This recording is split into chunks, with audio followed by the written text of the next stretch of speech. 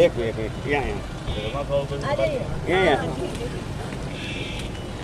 आ जाइए मैम सामने।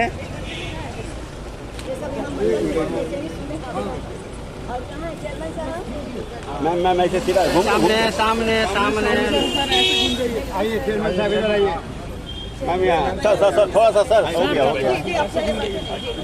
भाई।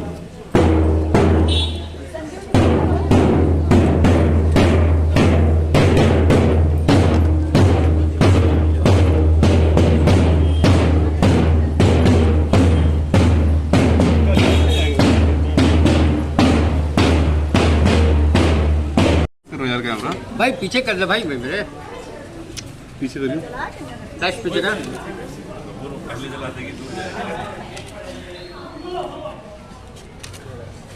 सब लोगों को मेरा धन्यवाद। एक तरफ हो जाइए एकदम आइए सर के तो आइए नहीं बाला वाला हम ही सब सही किया मैम पीछे आप साइड इस साइड आ जाइए मैडम। हाँ लटक गया था फीता टूट जाएगा पीछे आप पीछे से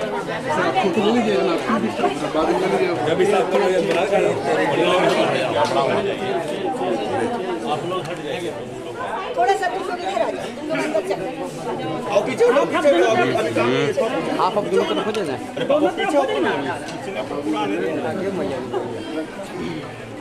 संजीव जी आइए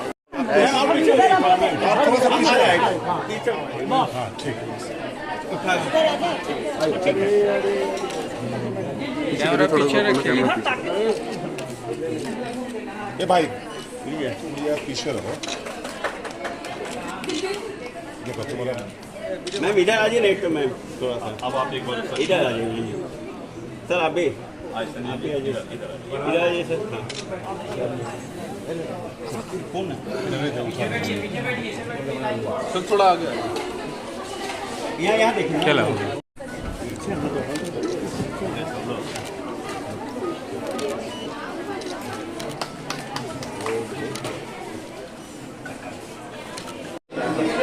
आगे जाएंगे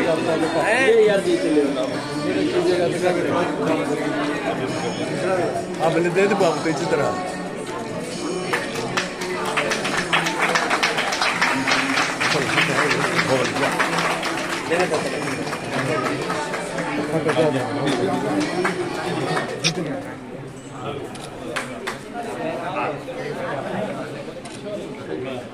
सबको हमारा फोटो हो जाएगी।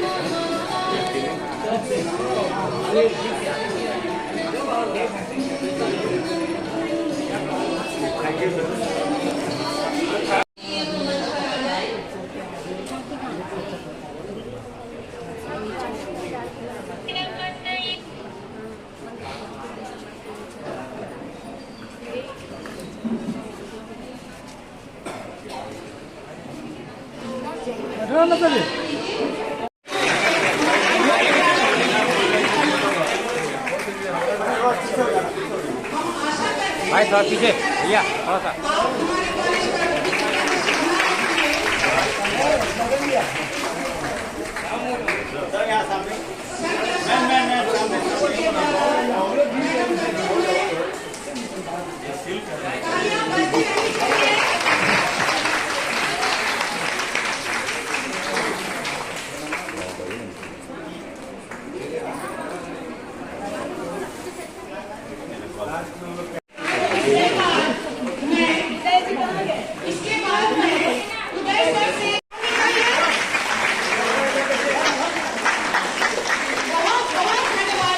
देखते हुए सर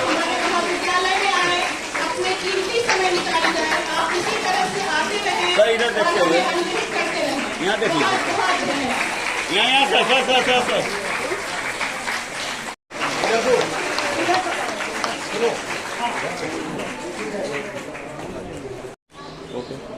इसके बाद मैं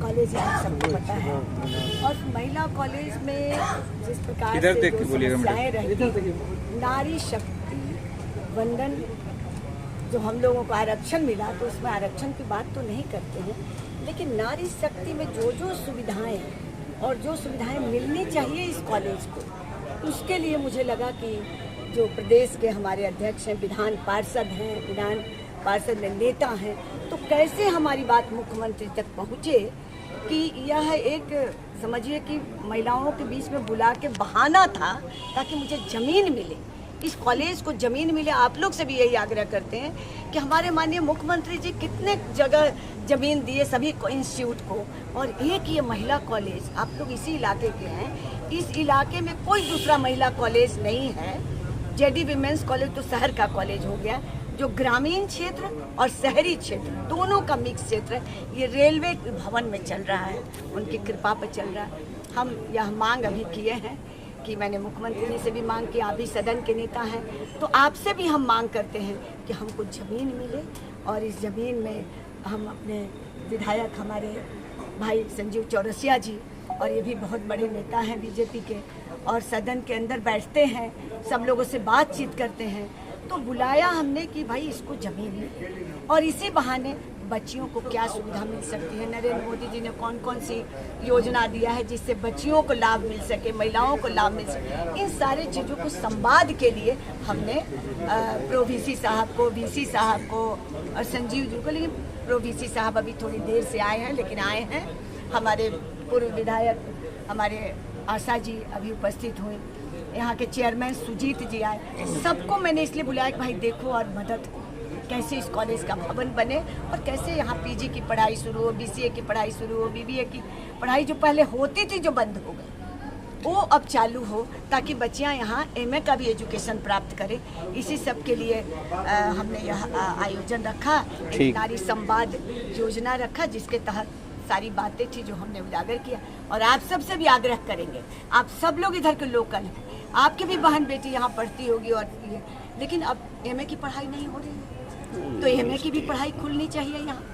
तो इन सारे चीज़ों के लिए हम लोगों ने बुलाया सबको और आग्रह विनती की है। बाकी आप सब आए, आप सबको भी बहुत बहुत आभार, बहुत बहुत धन्यवाद। Thank you.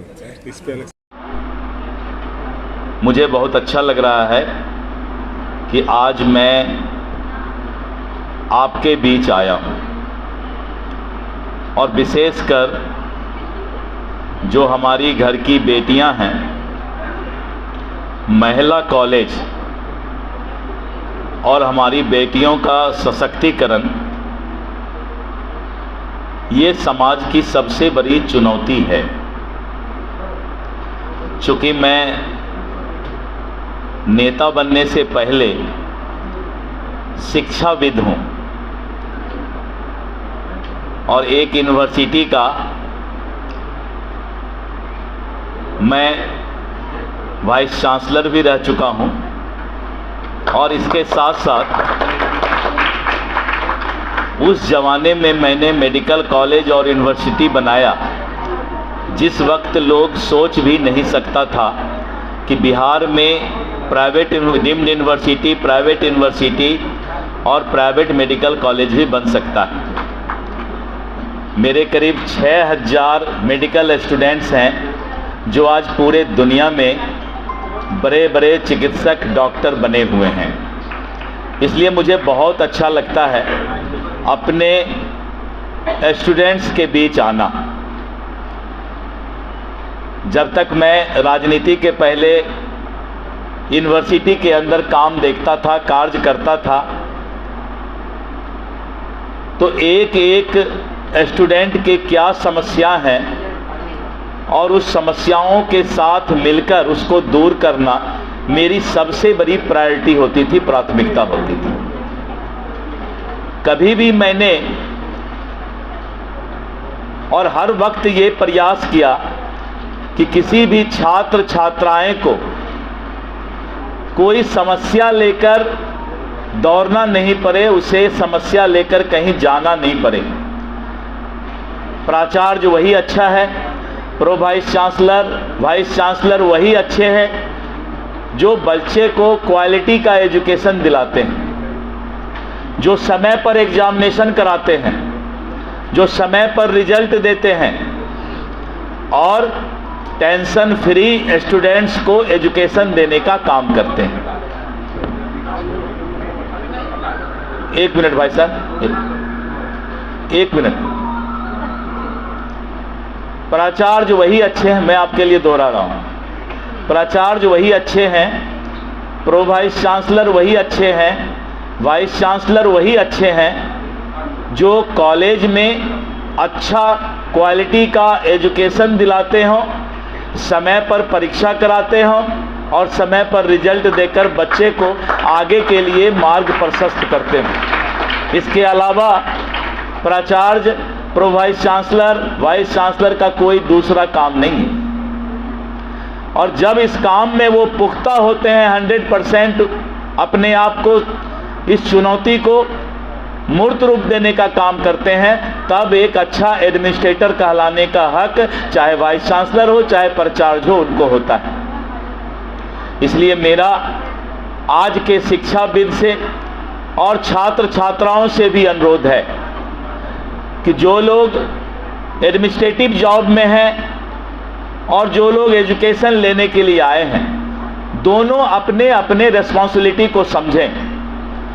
और तभी हम समझ सकते हैं जब हमको ऐसा लगे, वाइस चांसलर को, प्रो वाइस चांसलर को, प्राचार्य को ऐसा लगे कि ये जो सामने बच्चियां बैठी हैं वो मेरी बेटी है, ये जब फीलिंग आता है तब जाकर एजुकेशन और एजुकेशनल इंस्टीट्यूशन में भावनात्मक रिश्ता जुड़ता है।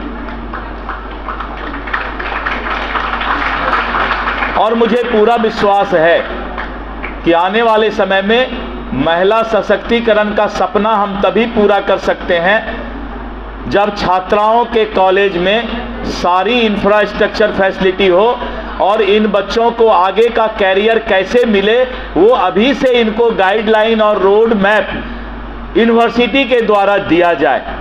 सिर्फ डिग्री देने का काम यूनिवर्सिटी नहीं करे, बल्कि उस डिग्री का उपयोग क्या हो सकता है, इस बात का भी एहसास स्टूडेंट को कराना आवश्यक है।